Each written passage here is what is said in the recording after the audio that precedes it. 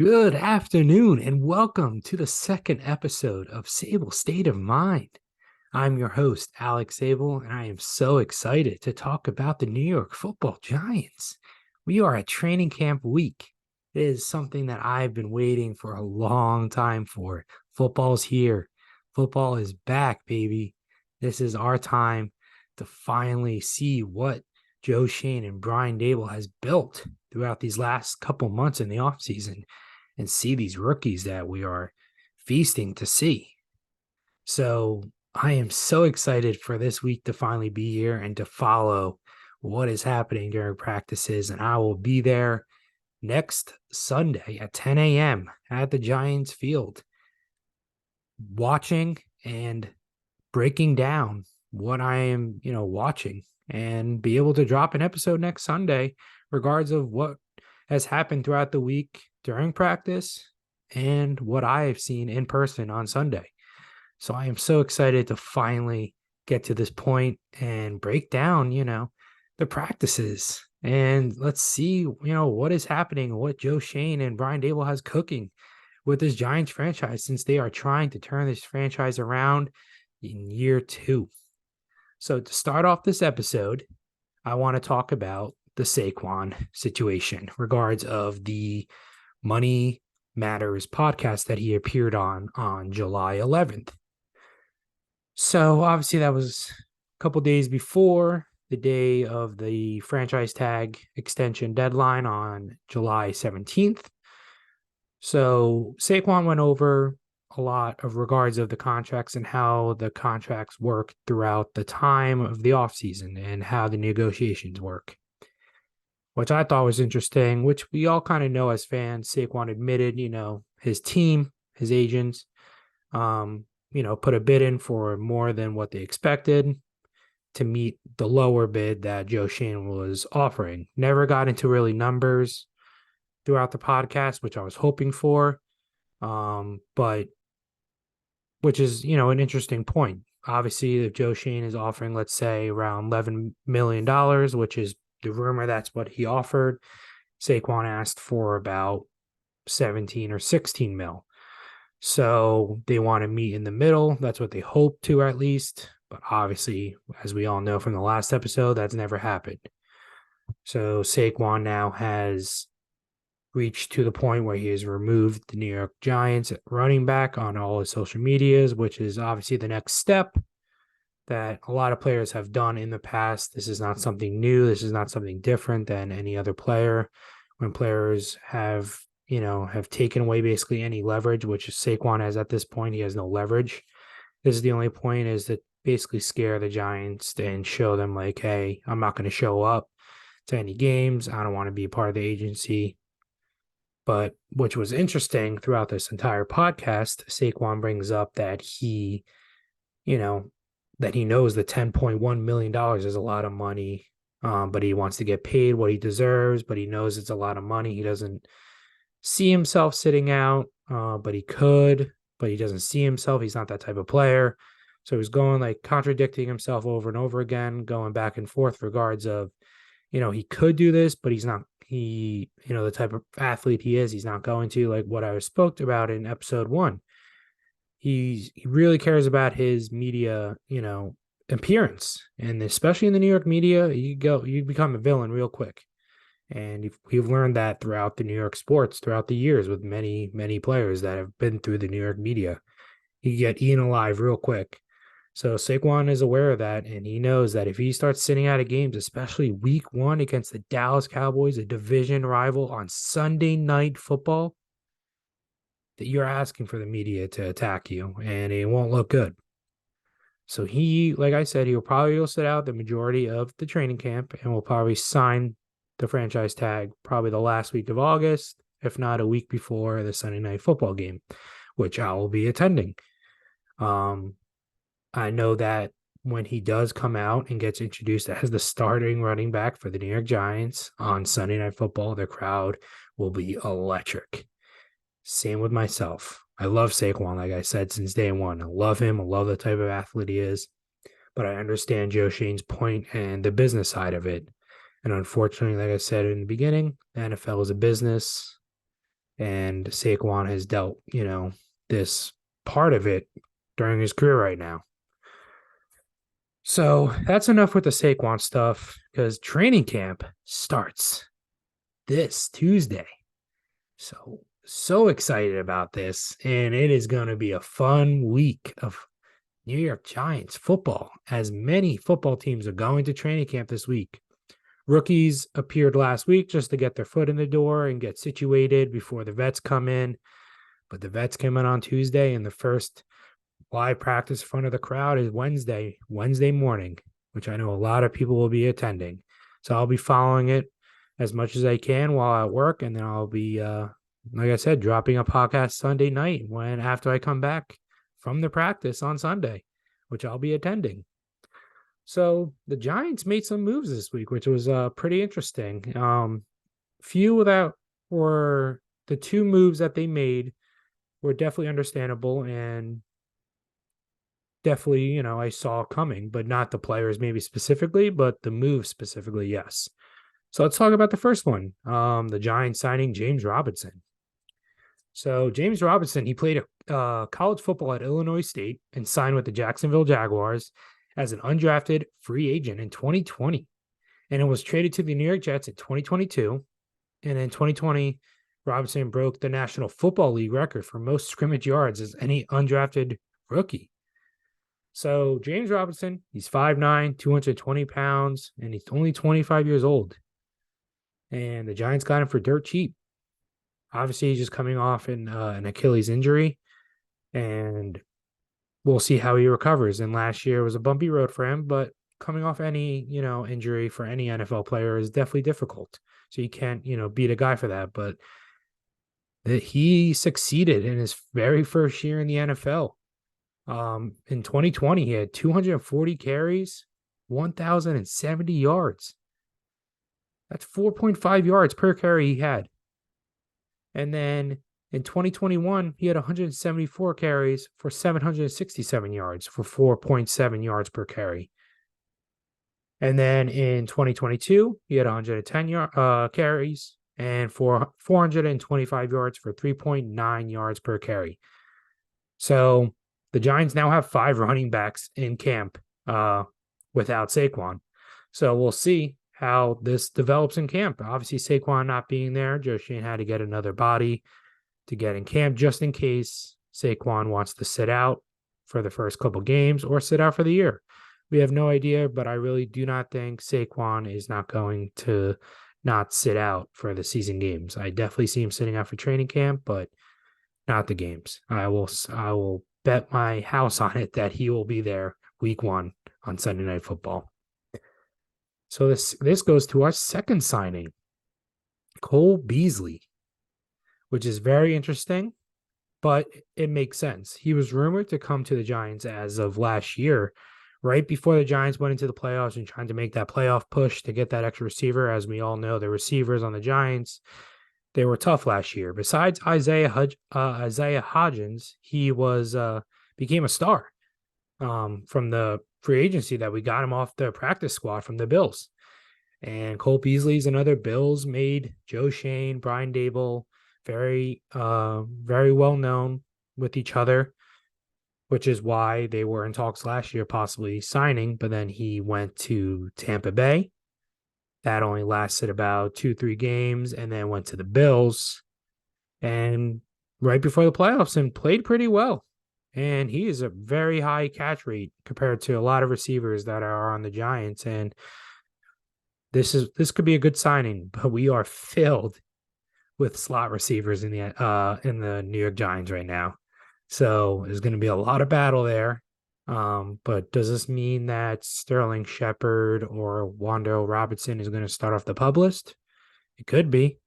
I really think that's what it possibly means, is why they're signing another, slot receiver for the Giants, because, there's got to be a reason for them to have all these receivers in the room, and we'll see how many they keep.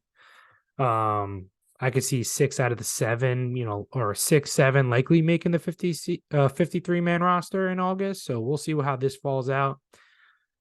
But very interesting signing, and He's 34 years old. He's 5'8", 174 pounds. We'll see how he does. But, in 2020 on the Bills, he had 82 catches for 967 yards and 4 touchdowns and a 76.6 catch rate. And then the following year, 82 catches again, 693 yards, 1 touchdown, 73.2 catch rate. And then when he split with the Bills and Tampa Bay last year, he had an 85.7 catch rate. He was still playing very good in it. Balls that are thrown to him, he hardly drops them. So he could be very reliable in this quick game that Brian Dable and Mike Kafka wants to develop with Daniel Jones in the offense. He could really succeed with this team. But will he make the 53-man roster? We'll see. It's something that we're going to have to wait and see how that happens when these next few weeks fall out, because you always got to be prepared for injuries. And the Saquon situation in regards of sitting out and, just injuries in general is going to be, a big role. And unfortunately, the injury bug with the Giants, especially with wide receivers the last couple of years, have struck pretty badly. But hopefully with the new turf that they put on the field, we won't have that issue. So let's see how this develops. But the wide receiver room is pretty stacked, as we have, like I said, Beasley, Darius Slayton, Isaiah Hodgins, Wan'Dale Robinson, Sterling Shepard, Paris Campbell, Jamison Crowder, Jeff Smith, Colin Johnson, David Sills, Bryce Ford Wheaton, Jaden Mickens, Mekhi Polk, and Kelly Pepton. So we'll see how these receivers, develop. But I'd rather have a lot of receivers in this room, especially the last like 5-6 years. The receiver room has been pretty injury prone, so it doesn't hurt to have all these receivers going into camp. I'm very excited to see how this is probably the room that I'm very excited to see the competition in throughout these next 2 months and see who makes this roster. And one of the receivers, Bryce Ford Wheaton, they literally signed him a 3-year contract before the season even began. So he's a undrafted free agent. He has the height. He's a freak athlete, but he has a lot of drops in wide open situations. But he's an athlete that is very tall, and you could take away, balls from athletes when he can. So we'll see if he's a sneaky one. And then Jamison Crowder, he's an older player, came from the Bills again. He's probably going to be a special teams type of guy for punt returns and kick returns, because he is that type of athlete that excels in that. And then Wan'Dale Robinson, coming off a torn ACL. He probably won't be back until week 4, week 5. So he'll probably be put on the pubs list, which is why Beasley has probably been signed. Sterling Shepard, torn Achilles. We'll see what he does. Great locker room guy. I really hope he becomes a coach for the Giants in the future. But his, status is up in the air too. He could be a pubs list guy and maybe even a surprise cut in that 53-man roster, which we can get to in a few episodes from now. Darius Slayton, as I spoke to him about the last episode, very underrated. He was voted, like I said, the most underrated player of wide receivers in the NFL. And I believe that all the way, because he is such a great athlete, super fast. And a lot of cornerbacks always say that he's a lot faster than you expect. And then Jalen Hyatt, rookie, going to be worked into the system. He's going to take some time. And I think eventually by midseason, he's going to be a star. Mark my words. And then Colin Johnson came off a torn ACL during the early training camp last year. Great promise, was showing out so much in training camp. And unfortunately, like I said, the injury bug hit the Giants wide receiver room pretty hard last year, which is pretty shocking that we made the playoffs last year and even won a playoff game.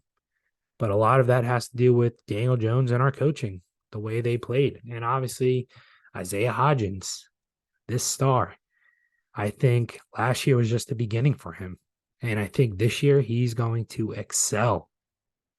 He catches everything that is thrown to him. And then he came out with that podcast this week and that he was playing with a broken foot during the Vikings playoff game. And he said if he planted wrong, he would have been more injured and probably had to get surgery. But he played with a broken foot, which he unfortunately injured 2 days before the playoff game during practice. And the pictures were posted online a couple days later, and his foot was swollen like a balloon, all black and blue. And he played that game and scored a touchdown. He had over 100 yards catched. So I think this is just the beginning for him, and I think he's going to excel again, which goes into which wide receiver will be like possibly the leading wide receiver in the on the New York Giants this year. My sleeper is Paris Campbell from the Colts. So we got him from a trade this year, and we already heard from OTAs that Daniel Jones and Paris Campbell are already connecting on all levels, and they are with each other all the time practicing, even times that are not even, in Arizona. Daniel Jones flies out the entire team, and they have practices, which all the wide receivers, Saquon, all the running backs, all the tight ends have shown up so they could build rapport with each other, because that is very important. And Paris Campbell is the one that came out in OTAs that was connecting with Daniel Jones like no other receiver. And then right behind that was Darius Lane and Isaiah Hodgins. So if he could connect to those three, I think Paris Campbell is going to be the sneaky great receiver for the Giants this year. And I'm going to say great because I believe Paris Campbell will be great. People say that he had the injury bug early in his career, but he played that entire last year healthy. And he did really well with a bad quarterback situation in Indianapolis. So let's see what happens with these wide receivers. I think this room is going to be very competitive, and there might be some surprise cuts at the end. And this is good things for the Giants, because the last couple of years, we didn't have these type of situations where we were, oh, well, if they cut this person, well, we're screwed. Now we have plenty of room to move on and plenty of players to go on to now. So let's see what happens. I am so excited to see this room, excel, and, knock on wood, no injury bug happens with the New York Giants, especially with this new turf. So hopefully the new turf brings some new luck for these Giants players, because the NFL players alone hated playing on MetLife Stadium. So hopefully with the Giants adding the New York Giants logo in the 50-yard line and getting brand new turf that the players tested out, let's see what happens. I'm so excited to see how these wide receivers will excel in the system, because this system is so team-friendly based, and every single player that plays with Mike Kafka and Brian Dable have stated the same exact thing, that this play calling is so team-friendly and it makes them more, free to do what they want. Yes, it's more for them to memorize and make sure everybody's doing the same thing, but again, it's very team friendly, and that's what every single wide receiver and running back has stated since being in the system going into year 2. So lastly, our last topic is going into, unfortunately, our linebacker room. So Jared Davis was just announced. He just got knee surgery, and he will be out for the remaining of the year. Big blow on the already small room of the linebackers that the Giants already have.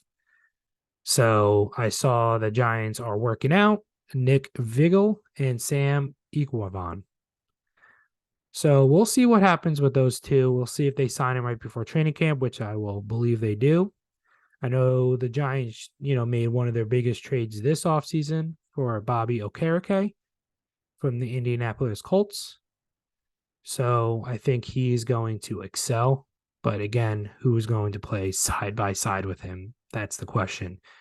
Is it going to be Mika McFadden or Darian Beavers?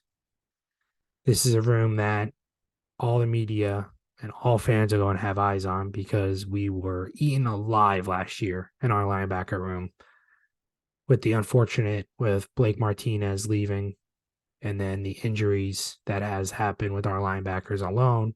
So we had to pick up free agents throughout the offseason and place them in. And the NFL knew that, so they ran the ball on us, ran on the outside, because a lot of the linebackers that we had in place weren't fast enough to get to the outside. So we were eating alive on the run game, and which is why Joe Shane emphasized bigger guys at the front with Dexter Lawrence, Leonard Williams, and making sure Kayvon Thibodeau, Azeez Ojulari, I'll make sure they're all healthy. And then signing two other guys on top of it to help to stop that, slow down that run game and have Dexter Lawrence and Leonard Williams in for those bigger situations. So we'll see what happens. But this linebacker room that was a big hit with Jared Davis being out for the year already. And I will be expected for one of these two players, if not more, to be signed before the training camp on Tuesday, just to get some more people in the locker room for the linebacker room. So this is episode 2. I am so excited for it. I am so excited to drop episode 3 about training camp and the follow-ups after the live training camp that I am going to, like I said, next Sunday. So I'm hoping to see some of the fans, see some of the podcasts, and see some of the players finally, and see what Joe Shane and Brian Daboll are building. So please like and please subscribe on the bottom, and please leave a comment of what you're excited about for the New York Giants, because season in football is here. Let's go, New York Blue.